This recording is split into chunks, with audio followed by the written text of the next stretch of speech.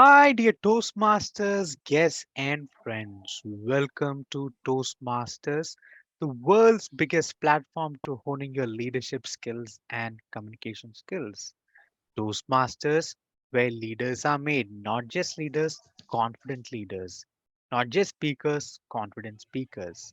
I welcome you to our Open Heart with D31. I am Veera Sriram, your public relations manager.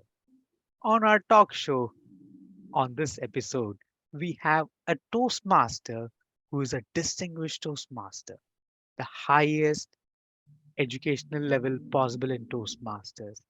Toastmaster who has been area director twice, a Toastmaster who's been all the club officer roles except treasurer. Without any further ado, let me welcome my dear good friend Toastmaster Kristen onto our talk show. Toastmaster Kristen, how are you doing? Thank you, Vera. I'm happy to be here, and I really appreciate you giving me the opportunity to be part of your program. I've really been enjoying watching the series. Thanks a lot, Toastmaster Kristen. Toastmaster Kristen, I'll ask you a question is why Toastmasters? Where did it start? Why did it start? Would you like to share about your Toastmasters journey? Absolutely. I guess you could say it all began because of Rabbi Rick Weiner, a former district governor of ours, who met me at a networking group and said to me, I love your passion, but I think it would help you be a better communicator if you came to Toastmasters. And I didn't think much of it at the time. I thought, okay, cool, I'll check out this group of yours. I was into networking. I was a small business owner. I was trying to get connections wherever I could. And after having visited the meeting, I was hooked. And this was back in February of 2014. So way before COVID. We're talking almost 8.5 years ago. Originally, we had books. Remember the old CC and CLs? Anyways, that's competent communicator and competent leader, in case those of you are not initiated in the older legacy Toastmasters educational program. But what I loved was, for me, I liked having a book. I didn't know until later I had ADHD. So for me to have a guide, suggestions of what to start with and what to work on really were helpful. Honestly, I didn't think I needed help. I was a talker and I thought I was a great communicator until I realized I talked fast.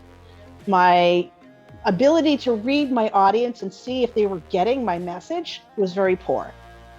And I needed people who could give me constructive feedback, which I got.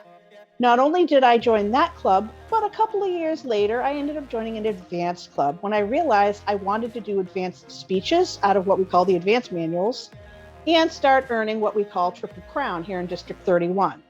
On top of that, someone gave me a hint that DTM was the way to go. It's like graduating from Toastmasters. So, of course, I wanted to graduate.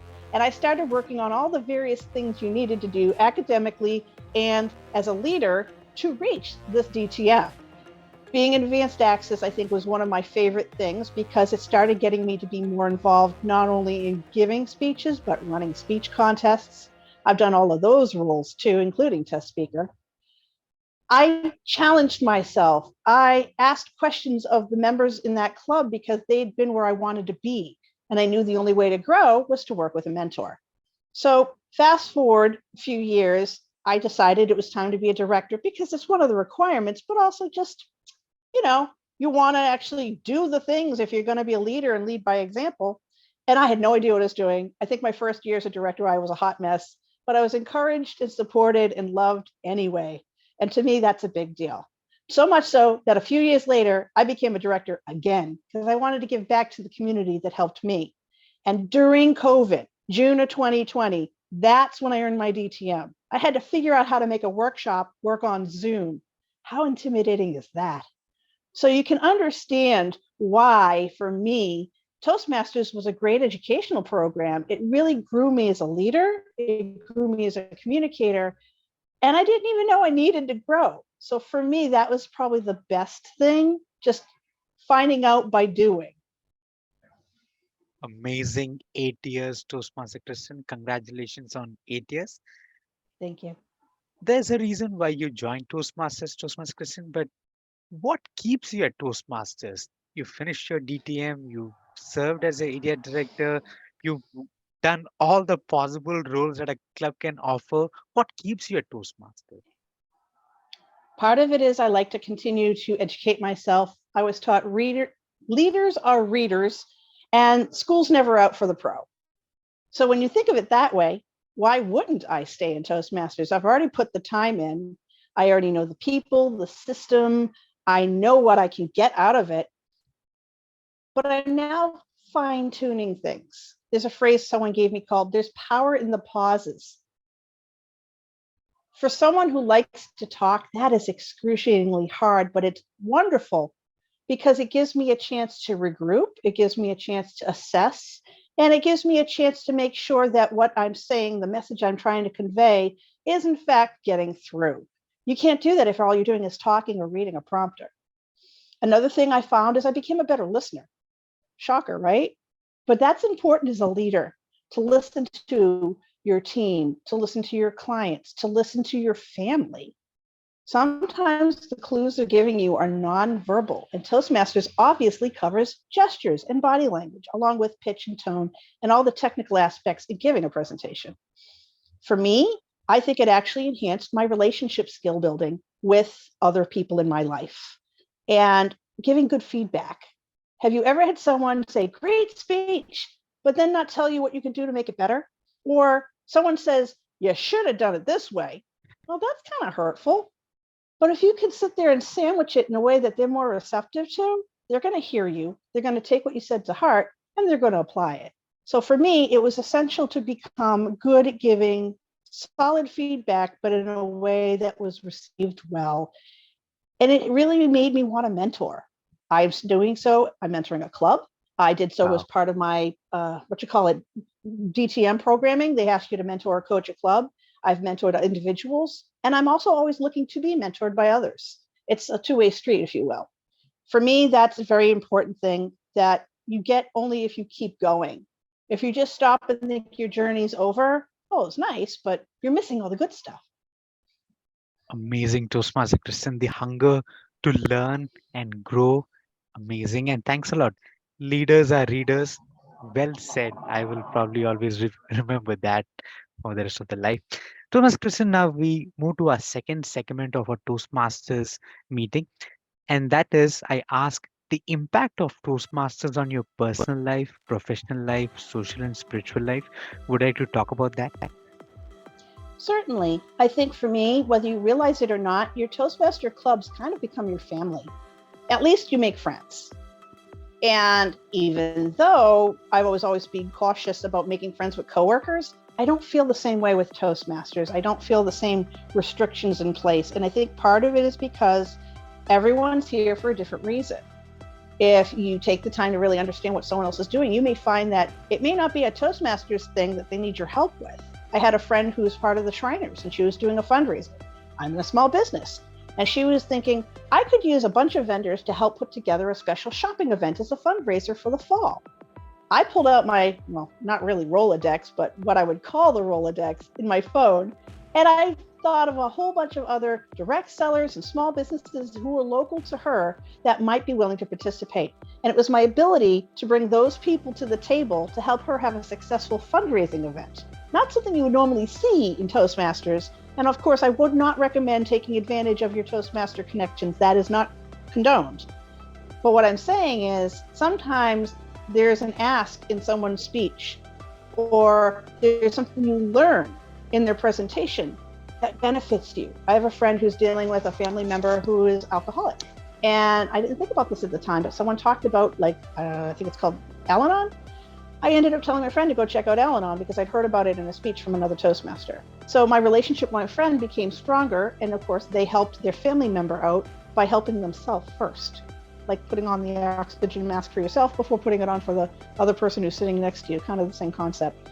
So the things you learn in Toastmasters aren't always what you're expecting, but you can still benefit from them. And I think that is something that is a personal lifetime benefit that is not official with Toastmasters.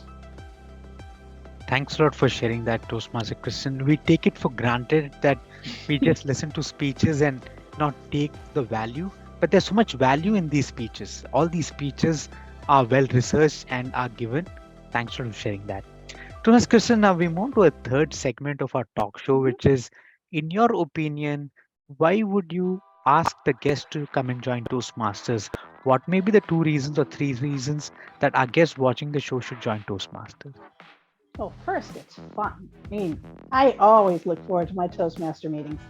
My husband gets a little jealous because it's like you go and hang out with all your friends. It's like, hey, it's sort of like bowling night or poker club, but Toastmasters. And despite the name, there's no drinking involved. But we have a really awesome snack master at my advanced club, and I can't wait for the 10-minute break just to see what he brings. Honestly, though, and in all seriousness, the three things that come to mind first are improves your communication, it improves your leadership, and improves your confidence. Things that aren't necessarily labeled, but definitely you can benefit from. As I mentioned earlier, I'm in a networking group, and the founder of that networking group actually said he really liked the Toastmasters program. So although it's not officially sanctioned and there's no official partnership, folks in my BNI or Business Network International group check out Toastmasters because it helps them prepare for their little brief elevator pitches and when they give other presentations, not only in the chapter, but also at their respective businesses to their teams.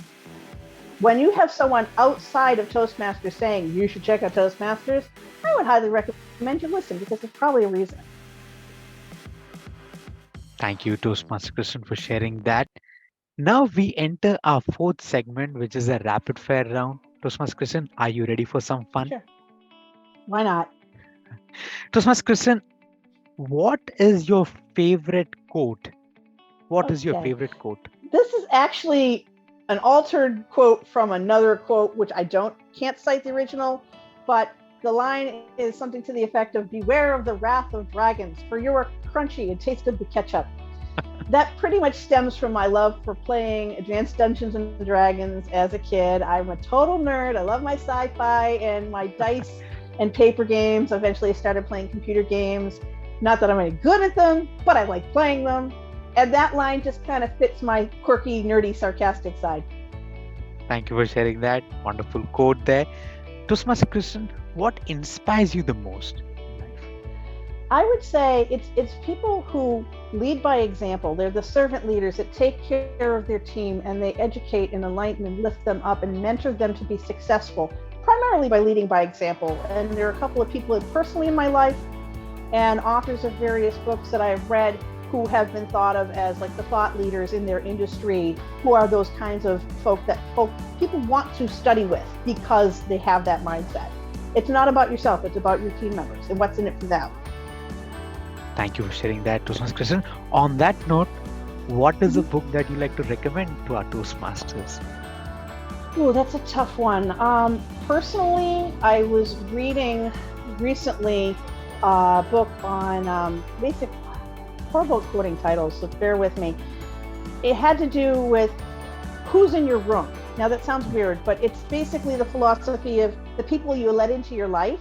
Mm-hmm. And you're like the five people that you're around the most. So you want to make sure these are people who influence you in a positive way, who lift you up, who celebrate you, who support you.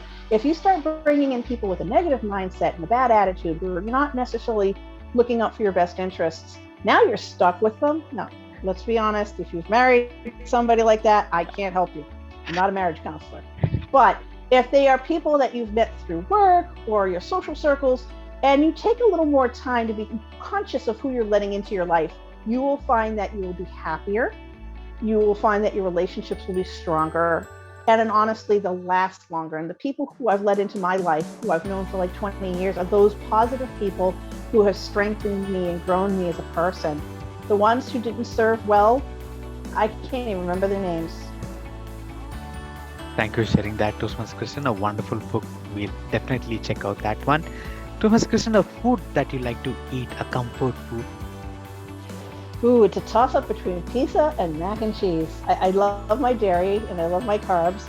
And I actually make a pretty decent mac and cheese recipe, but I warn people, I have yet to make it in like a safe, allergen-free, because there's so many things you have to be careful with. It's full of fat, but it's full of flavor and full of love. So as long as you can eat it safely, is one of the best mac and cheeses I've had people comment on many times. I think you're bringing that to the next party, aren't you? So now I get requests for it. Wonderful. We'll definitely like to taste the mac and cheese someday. Toastmasters, Kristen, a favorite restaurant that you like to recommend to our Toastmasters? Well, it's funny you mentioned that. I'm actually thinking about one right now that my husband and I used to love to go to, and we ended up using for our rehearsal dinner for our wedding. Mind you, we were married about 10 years ago, and this chain is still around. It's the Chateau. I think there's 5 or 6 locations all across Massachusetts. And the one that we fell in love with was the one up in the North Andover area, but there's also one in Waltham, which is a little closer Yeah. to my house. And I think there's, I can't remember all the locations, but just trust me, if you like Italian food and you like a family run chain, they're a good one to go to. Thanks a lot, Toastmaster Kristen. We'll go and check it out. I remember seeing one in Waltham, so thanks a lot for that. Toastmaster Kristen, now we come to the end of our talk show.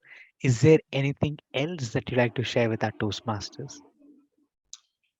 Honestly, I don't have any like great like ending line to go out on, but I will say I never knew I needed Toastmasters till I joined, but I'm glad I did. And that's Amazing. just my open invitation. And it doesn't have to be my club.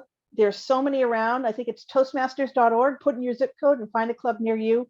And right now, if you're watching on YouTube, you should realize we have both clubs online and in person, and some of them run hybrid meetings. So there's a meeting for everybody, and they're all around the world.